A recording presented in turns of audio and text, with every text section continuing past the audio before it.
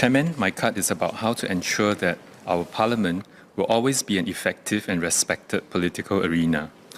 This is important because our Parliament is where laws are passed and the country's future is charted.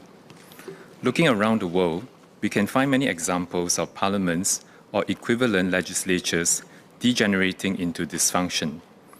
Many of them are of older and purportedly exemplary democracies that the rest of the world should aspire towards. We should be careful who we emulate. Proceedings at many of these legislatures or parliaments sometimes look like reality TV. Legislators or parliamentarians shout, interrupt, fight, or do whatever they can to prevent a genuine debate. What is more concerning is the amount of half-truth rhetoric that can be promulgated inside and outside of the parliaments. Some of these ideas even garner enough support from their people to change the course of their country, often for the worse. The parliament is a reflection of the society, but it also sets the tone for the society. A dysfunctional parliament tends to go hand in hand with a society that is highly cynical and distrusting of their politicians and public institutions. Singapore's heterogeneous society is still relatively cohesive. There is a small number of people who are cynical of everything and extreme in the way they see the world. However, the vast majority of our people are reasonable, rational, and still exhibit a high level of trust. This majority is precious. They are the ones who will decide on the fate of the country. In Singapore, we will have to continue to deal with all sorts of divisive issues, such as on wealth, foreigners, as well as race and religion. We need to be careful with the kind of ideas we promulgate. We may unwittingly cause fissures as well as erode trust and cohesion in our society. Having rigorous debates on policies and issues in the Parliament is important. Bringing up alternative viewpoints is critical to preventing us from groupthink. However, there is a constructive way to do it. We can promote critical thinking among our populace, but not cynicism. I would thus like to propose 4 principles to guide how issues should be brought up and debated within our Parliament. 1. Being factually accurate. 2. Highlight both benefits and trade-offs. 3. Being constructive. And 4. Avoid creating polarisation. I hope that the Singapore Parliament will always remain functional and respected by our people. I hope our parliamentarians can be an inspiration for Singaporeans on how to engage with each other on difficult subjects. Thank you.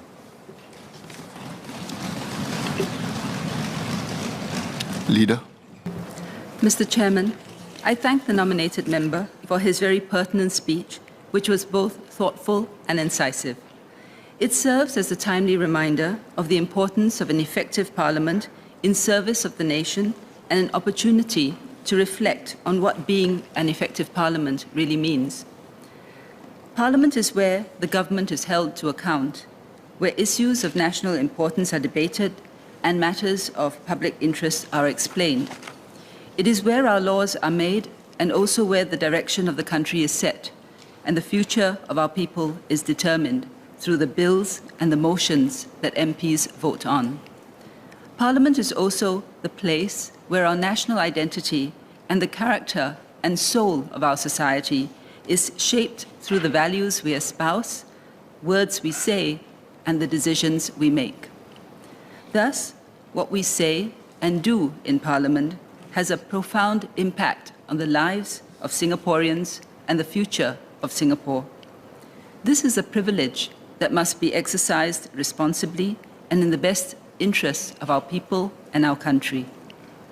We have seen what has happened in other countries where their parliaments are gridlocked, hamstrung, or so hopelessly at loggerheads that the country cannot move forward. It is their people who pay the price. We must avoid going down that path.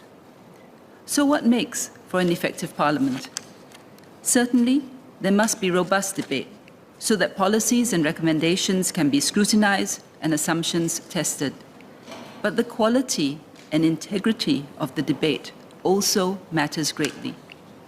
Mr. Cheng suggested 4 principles to guide how issues should be brought up and debated. I agree with these and would add one more. But let me first address the 4 principles he raised. First, factual accuracy. This is important because decisions are made and opinions are influenced based on our deliberations. This is why MPs are expected to be able to substantiate any statements made by them, if challenged. But beyond factual accuracy is the deeper underlying principle of honesty and integrity, because people must be able to trust what we say. Lying in Parliament or to any committee of Parliament erodes trust and debilitates our democracy. What is less obvious but equally dangerous, and which we must also guard against, are half-truths, misleading statements, and innuendos which suggest false things without actually saying so. Second, highlighting benefits and trade-offs. While some things are straightforward, a good deal of the issues confronting Singapore today are manifold and complex. Oversimplifying them does not give our people a true picture. Given our small size and limited resources, there are always trade-offs. Advocating a position without, at the same time, highlighting relevant downsides does our people a disservice. Advancing generous policies without telling people how they will be paid for or where the money to pay for it ultimately comes from creates false hopes which will ultimately end in disappointment. Seeking easy options, such as using up the reserves without good justification, rather than creating sustainable revenue streams, undercuts our resilience and chips away at fundamental principles of prudence and responsibility. Third, being constructive. It is par for the course that matters brought before the House should be vigorously debated, questioned, and scrutinized. However, at the end of the day, irrespective of our political stripes, we must have the same overriding objective, which is to improve the lives of Singaporeans and help Singapore prosper. Fourth, avoiding polarisation. We have seen the effect of this in other parliaments, and the outcomes are not pretty. Perhaps the most shocking example of this was the US Capitol attack on 6 January 2021. Those were scenes we never expected to see in America, the bastion of democracy. But they happened, and they happened as a result of deep polarization. We can have different political philosophies, but what we must avoid in our parliament is the politics of division. There is a difference between reflecting genuine ground concerns, which is our duty, and the deliberate stoking of anger and creating or intensifying of divides, which is not only wrong, but dangerous. We must always strive to bring people forward in unity, even with diversity. I would add one more point to Mr. Cheng's 4 principles, which is that we should consistently endeavour to do what is right and avoid a descent into populism.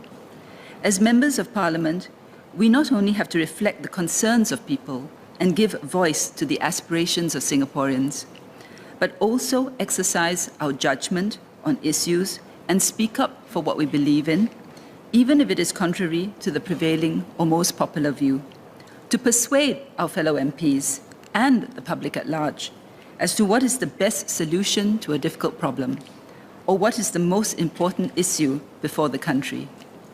Parliament's deliberations should shape the public discourse and set the direction for the country. We have to think not only about the here and now, but also for the future. We must think not only for one group, but for all Singaporeans. Singapore is unique and special, and we have come this far because our parliaments before us did what was right for us. That task is now ours, and we must discharge it to the best of our abilities.